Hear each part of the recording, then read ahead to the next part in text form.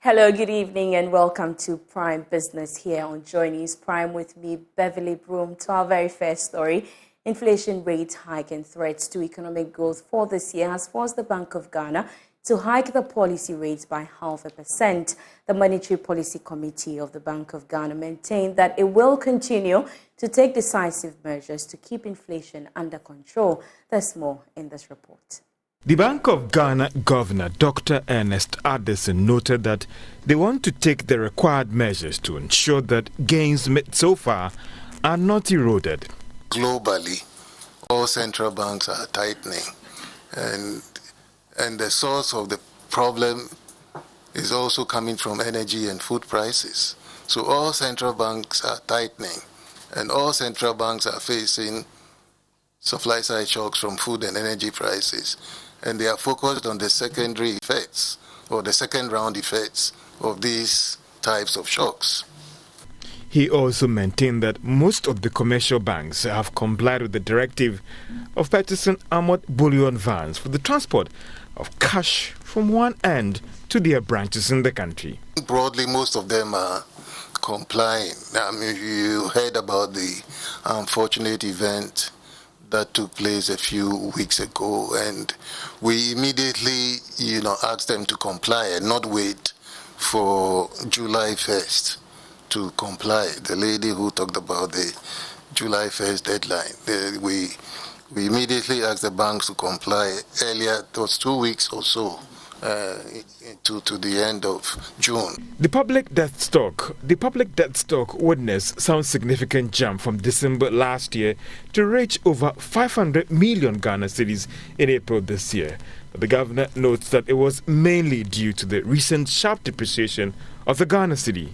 You'll see that the external debt component in cedi terms tended to increase significantly. Domestic debt only increased by about 11 billion cedis or so. So most of that, what you call a spike in public debt, was due to the exchange rate movement, especially in January. As I read the press release, we noticed that there was a significant exchange rate adjustment in January. That is what impacted on the dollar value, the cedi value of the external debt. The Bank of Ghana Governor Dr. Ernest Addison also disclosed that in terms of the economy, government expenditure and fiscal operations are largely within target. Well, research lead at GCB Capital, Courage Buti, has been reacting to this development. Listen. The issue is that you look at countries around us, Egypt, you look at Kenya, you look at Nigeria, even the US and the many other countries, it looks like the food inflation pressure, South Africa inclusive, is not exclusive to Ghana. It actually cuts across. So the question becomes, what could be the main driver of the food price pressures really? If COVID is easing, supply chains are recovering and all of that, what could be the major driver? I think that is what we need to unlock. But the reality is that food inflation is quite elevated, 54% and counting, and it has been the trend for the last few months really. So it begs watching for us to sustain and anchor inflation expectations going forward. So while I thought we could have made do with maybe a hold, a 50 basis point hike, it's not too high really, and not to the too extent high? that it could bring back, it's not too high an increment relative to what we've seen in recent hikes really, where your 150s, your 200 basis points are the ones we've seen. 50 basis points pales in the shadow of what we've seen in recent times really, and the fact that the intention is to help firmly anchor inflation expectations, which would ultimately bring back economic activity. We just give the central bank the benefit of the doubt as to how they intend to achieve that, and we would look at how it evolves over the next few months, really. Well, from the look of things, yes, it's early days yet. Revenue measures were just passed in May, but revenue seemed to be a problem. Over the half year, we've seen 10 billion deficits in revenue. Will that mean new tax policies or new tax interventions? I dare say I do not expect that, because then it will bother on insensitivity and it will bother on even worsening the hardship really. So that and more on fiscal controls and how to achieve the target is really what the broad expectation is. And that the circumstances that do not expect new policy interventions really, that will just be adjusting the fiscal framework to reflect the realities of our time. And that is what I look forward to. Now, total mobile money transactions reached a record of 859 billion cedis in the first 6 months of this year. That's according to data from the Bank of Ghana. This compared with 480 billion cedis recorded during the same period in 2022. Here's a business desk report. If the trend continues, the total mobile money transactions will hit 1 trillion cedis by the end of July 2023. According to the summary of economic and financial data by the Bank of Ghana, mobile money transactions continued to go up, recording its biggest transaction of about 159 billion cedis in May. It, however, declined slightly to 149.4 billion cedis in June. The significant growth in mobile money transactions is mind-boggling because of the electronic transaction levy. Despite the growth in mobile money transactions, revenue has been well below the government's expectations. Meanwhile, total value of mobile money interoperability for the first 6 months of this year was estimated at about 16.89 billion cedis. We do some more stories now, and some economic experts and micro-policy advisors in the West Africa sub-region have started a program to find solutions to challenges with the exchange rate systems in West Africa. The move is to support central banks in the ECOWAS region to take best practices to reform their current exchange rate regimes and economic policies. Director of Research and Economic Management at the West African Institute for Financial and Economic Management, Dr. Emmanuel Owusu-Efriye, has been explaining to Joy Business on the importance of the regional program.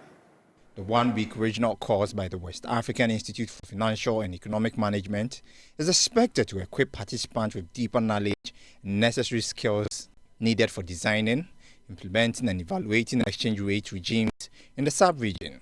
Director of Research and Economic Management at the Institute, Dr. Emmanuel Owusu, said this is very important for economic growth. The choice of an exchange rate regime is very important as far as monetary management is concerned.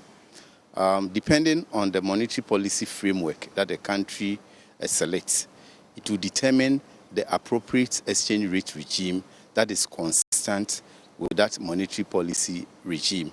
So this course is to help us deliberate on the challenges that we within the sub-regions we encounter as far as the exchange rate choices that we have made, the outcomes, and the lessons that we have learned over the period. And in fact, some of the recent developments, especially, we all know that some of our countries are faced with exchange rate challenges. Dr. Owusu also believes that this will support the participating countries in meeting the convergence criteria for the much anticipated ECO, which is a common currency to be used by West African countries. That is why we have these convergence indicators that we have set for ourselves. We have some in terms of fiscal, we have some in terms of inflation, we have some in terms of exchange rate. So when we converge in terms of all these things, then it will help us in knowing the appropriate exchange rate that we would have to apply when we see ourselves within that harmonized environment. So it has everything to also do with our regional integration project. Yes. Speaking on behalf of the Governor of the Bank of Ghana, Chief Economist and Head of Statistics at the Central Bank, Dr. Christian Horton, noted that Ghana's choice of exchange rate regime is aimed at managing foreign exchange flows and stabilizing the local currency. Eben Sabute's report for Joy Business. Now, more foreign airlines are eyeing Ghana's airspace to operate commercial services. That's according to a Deputy Commissioner of the Ghana Civil Aviation Authority, Daniel Akwa.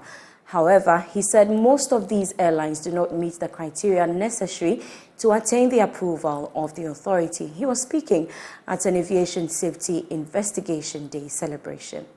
The Aircraft Accident Investigation Bureau organized a forum as part of the Aviation Safety Investigation Data Celebration to deliberate on ways to improve safety in the aviation industry. The forum was held under the theme, Working Together for an Innovative and Sustainable Global Aviation. In an interview, Deputy Commissioner of the Ghana Civil Aviation Authority, Daniel Akwa, said there has been an increase in request for the establishment of commercial airlines in the country. We have a lot more knocking on our doors to establish airlines.